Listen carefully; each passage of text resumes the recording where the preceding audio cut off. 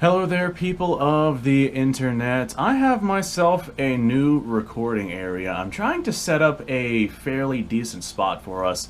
So I have my little table here that I use for like overhead presentations, and I normally set whatever it is I'm presenting right here, but there's times where I am in front of the camera, and for that I have a fun little background for us. Let me get this table out of the way. I'm sure that you guys can see what I got going on here. I have a couple of different firearms that I have in the background for my videos now, as opposed to my old videos, which I was just kind of in the corner of essentially the art room that we have in the house. So this right here is what I have kind of in the back. I want to go through and discuss what these things are and why I chose them. And I'll be honest, like, making my choices for these rifles was very, very difficult. I have to consider the types of content that I make, and like there was a lot of thought that went into this, but man, there was some stuff where I was like, it would be really cool to have this on the wall. Alright, so let's have a look at what we got. Right over here, this is a Swiss straight pull.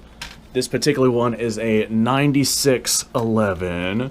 Not a whole lot to say about this one. Chambered in 7.5 Swiss. This right here is the smokeless powder variant. It is not the black powder variant. I know it's a 9611 because we got the little pistol grip cut out right there, as opposed to, say, the 1911s, which were just kind of, you know, made with that pistol grip. Alright, up next, this is one that has not popped up on the channel as of time of recording this. This is a Martini Henry. She appears to be functional. She's got a big crack right here that I need to repair. This particular one is one of the Nepalese-made ones, and the barrel is essentially welded into the receiver as opposed to, like, being threaded in, and this one has some pitting and some issues. If I do decide to go out and shoot this, I'm definitely going to be using very lightweight loads, essentially gallery loads, so I don't risk that thing killing itself. This right here is an Ishapur 2A1, chambered in 7.62 NATO. This is the longest running bolt action standard arm of any military service. It is essentially a #1 Mark III in 7.62 NATO. This right here, as far as bolt action rifles go, is probably going to be the most practical, at least in modern times, if you decide to run a bolt action as opposed to any sort of self-loader, just because we do have 10-round external mag, and the rifle is chambered, like I said, in 7.62 NATO. Up next, good old-fashioned garbage rod. This right here is a Mosin Nagant. This is my two-tone one. This is my shooter Mosin. This is the one I normally break out whenever I'm going out to send some lead downrange. The reason why I have this on the wall is so I have a variation of Mosin that is just available for me to compare things to. Everybody knows what a Mosin is if I'm talking about an old military surplus rifle. Now I can just kind of grab the Mosin off the wall and talk about it. Keeping in line with Russian firearms, this right here is my AK. This particular one is a Romanian, what is this? It's an RH-10, I think. Yeah, RH-10. It's essentially a Wasser 10 that has a different front end. It's got the sights gas block combination going on. I'm pretty sure that in countries that don't have a barrel limit, the barrel comes out to about right here, as opposed to this one, which has the legal requirements for a rifle barrel. That being said, this right here is just a normal AK variant. You guys have seen it on the channel plenty of times. Let me go ahead and set that aside and grab this bad boy. This is my M16 inspired build. This is a PSA upper on a KP15 lower. This right here has some A1 stuff, some A2 stuff, some A4 stuff going on. It's definitely not a clone by any stretch of the imagination. It's just something that people can look at and be like, oh, that looks like an M16. I got a the actual carry handle up here separate from the receiver. This right here is one that I can take off. It's got the Picatinny rail on it. In the event I ever want to mount, I don't know, a red dot or an optic or something on this, take it out to long ranges, see what I can do. So there is that one on the wall. I got this right here. This is my main go-to shooting rifle. That's why I have it on the wall, because well, I can get to it easily. This right here is a Yugoslavian 24-47. This particular one I got from RTI. It is a stupidly accurate rifle. Then I got a bunch of 8mm Mauser surplus that I take out. So this is the rifle that I normally run. It just fits in my gun cases really well in comparison to some longer rifles. So, yeah, this one's on the wall. No real special rationale or reason behind that one other than the fact that I use it on a regular basis. This right here is my M1 Garand, however it is you feel like pronouncing that. 6, 7, 8, yeah, 8 shots, 30-06 with an in-block clip. This right here is probably my favorite rifle in my collection. This is my shooter M1. I have another M1 that we'll discuss here in a second, but it is in really, really, really good shape. It is definitely a safe queen. This is the one that I take out and get dirty and send lead through. I haven't had any issues with this rifle. 1944 production, complete with lock bar sights. This one right here is on the wall just because I feel like this rifle deserves to be on the wall. Next up, we got ourselves a Lee Metford. This particular one is from RTI. This is not a rifle that you see very often. This particular one does have a short barrel on it.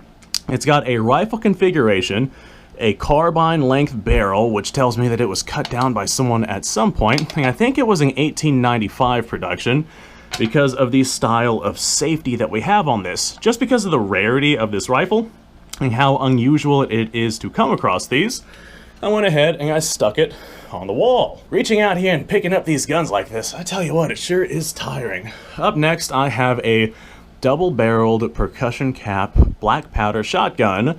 This right here is the only complete double barrel that I have. I do have another one that doesn't have a stock on it, which I will probably look into replacing. This one right here is just gorgeous, and it is an excellent example of a shotgun, a double barrel, and a muzzle loader, which is one of the reasons why I have it on the wall. I just actually recently received this. It was a gift from a good friend of mine that is going through some hard times right now. So, yeah, I ended up getting this, and hopefully he has a speedy recovery. I guess I kind of have this out in respect to him, admiration for him, love for him. Yeah, okay, well, that's why I have it on the wall. It's a good representation for a good plethora of different things. This is another one that I use fairly regularly. This is my Ovida Mauser in 7.62, technically 7.62 set me, but 7.62 NATO is what I normally run through this. This is kind of turned into my black powder 308 gun.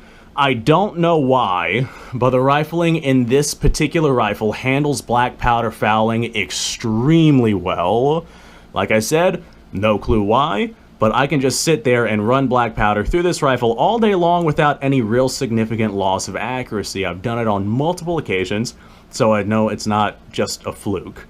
So this one right here is on the wall because I load black powder 308 for like 10 cents a shot, and this is another one that I use regularly. Alright, this right here is probably my all-time favorite dream rifle that I would really love to get my hands on. This right here is an 1860 Henry. This is not a shooting rifle. This is a replica of an 1860 Henry that I actually received as a gift. So I kind of have this on the wall because I talk about old guns and lever actions and black powder guns and all sorts of stuff pretty regularly. And having one of these for representation of the 1860 Henry is just a really good fill-in until I get myself, you know, an actual 1860, maybe like a Uberti made one. I'd like to get one in 45 Colt, and then I want an 1873 in 4440. The issue is that is quite the expensive route to take. Alright, adjust my lighting here. Now, if we look up on our wall, we'll see a couple of other guns. Those ones I have hung up and separate from the collection just because they are in extremely good shape. As a matter of fact, I will pick up the camera and we'll get even closer to them. That right there is my M1 carbine. The magazine's a little messed up, so I've got some duct tape on it. But it is in absolutely gorgeous shape. I don't think that this thing has a scratch on it. It has some wear marks on the bolt from me shooting it, but besides that, this is one that I keep separate because I don't want any dings or nicks or anything on it because it is just beautiful. This right here is a 1952 production, I think, if memory serves me correct. M1 Garand CMP refurbished. It too is in absolutely beautiful, immaculate shape. And then we got ourselves a Turkish Mauser, again, in gorgeous shape. I'm not sure if this one was ever refurbished or not, but boy oh boy, that is some pretty wood on it. And then I am looking for a spot to mount this thing. This was given to me by a buddy of mine. Let me get out of the reflection here. And this is an old pamphlet for selling the surplus Mausers, and they sold them at stupidly cheap prices. And by God, I wish I was around whenever this was going on. So this right here is the actual filming area, complete with my little light right there. I think that I'll be able to do some good work right here. Just wanted to show this off and talk about why I have it set up the way that I have it set up. If you have any suggestions or you want to see some other kind of gun on the wall, you guys know what my collection is like. You guys have seen it, and I got plenty of stuff on the YouTube channel. Go ahead and let me know down below. That being said, thanks for watching. Appreciate your time. Like, subscribe, share. Description below has a link to all sorts of stuff. Go check it out. You guys go up and have yourself a fantastic day. See y'all in the next episode.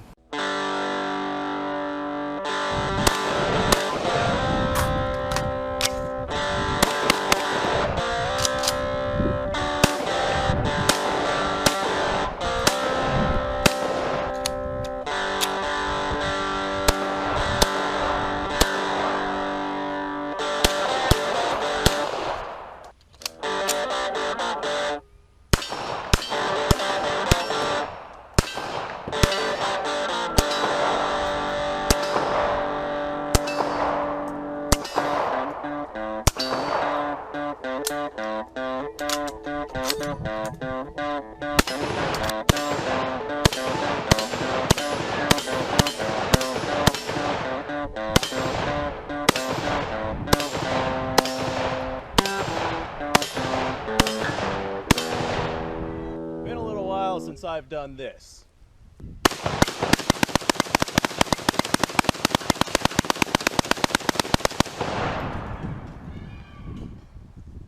Bonnie and Clyde be damned. The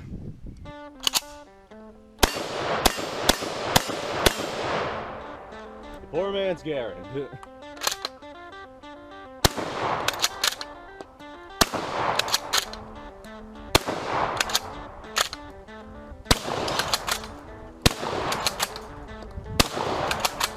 It's a shame that bolt-action shotguns aren't more mainstream.